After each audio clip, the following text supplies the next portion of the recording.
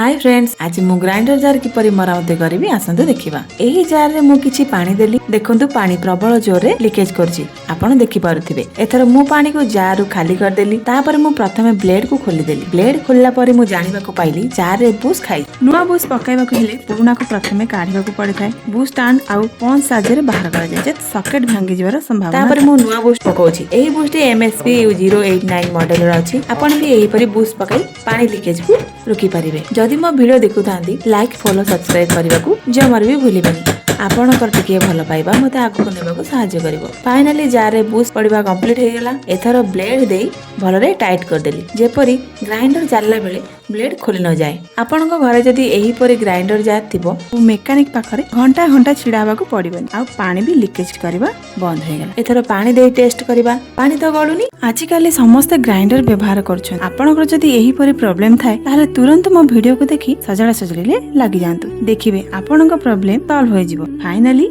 Jar complete हे गेला। आ पानी भी लीकेज करबा बंद हे गेला। जदि मो वीडियोटी आपणको भलो लागो थाए लाइक करबा को जमार भी भूलिबेनी।